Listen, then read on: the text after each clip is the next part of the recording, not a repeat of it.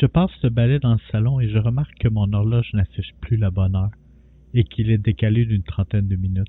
Je dépose le balai et j'ouvre la porte devant l'horloge. J'entre dans les entrailles de la machine et j'aperçois le mécanisme complet. C'est tellement compliqué. Je regarde attentivement le système, essayant de comprendre comment il fonctionne pour tenter de le réparer. Je vois une trentaine de petites, moyennes ou grandes engrenages à l'intérieur. Je porte pas vraiment attention. Je veux seulement réparer cette foutue machine infernale. Le mécanisme est trop profond et je dois rentrer dans l'horloge. J'entre, mais l'immense porte de bois se referme derrière moi. Je me retourne et tente de sortir. Impossible d'ouvrir la porte, elle est coincée. Il y a une fenêtre devant moi et je vois très bien l'intérieur de la maison. Ma femme arrive bientôt. Elle m'ouvrira la porte et on verra bien si ça fonctionne.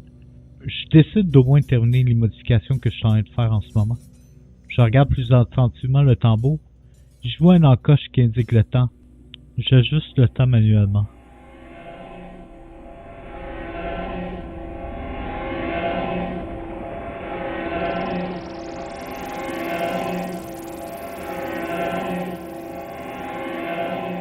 La porte s'ouvre et je suis de nouveau sorti de cette machine. L'horloge fait un son que je n'ai jamais entendu auparavant. Je me retourne et je la contemple. Je regarde ma montre et je regarde l'horloge et l'heure est parfaitement synchronisée. Pendant de me retourner à nouveau dans la pièce. Je marche dans le salon. La plupart de mes meubles ont disparu et laisse place à de nouveaux meubles encore plus beaux et de meilleure qualité. J'adore les nouveaux meubles mais je comprends pas. Suis-je bien encore chez moi? Je reconnais ma chaise préférée, rongée par le temps, brisée à plusieurs endroits. Je vais au deuxième étage et je vois de nouvelles chambres d'enfants, où il y avait mon bureau avant, ainsi que ma salle informatique.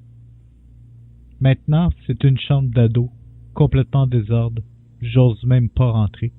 De toute façon, c'est tellement malpropre que j'arriverai jamais au bureau. Je continue ma route, dans la maison. Je remarque la pièce de couture à ma femme, qu'elle adorait.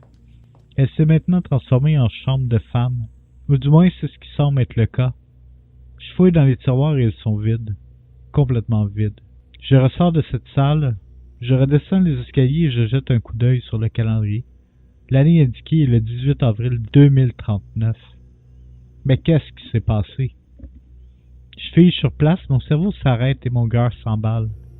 Je comprends absolument rien. Je vais dans le frigo, prendre quelque chose à boire. Ce qui se trouve à l'intérieur ne me dit absolument rien. Des marques de produits étranges que j'ai jamais vues.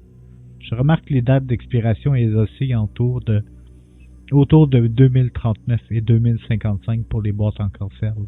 Je prends un Coca-Cola, au moins cette marque a réussi à traverser le temps. J'en bois et le goût me semble un peu différent de ce que je bois habituellement. Je réalise à ce moment-là que je suis chez moi, dans le futur, et que je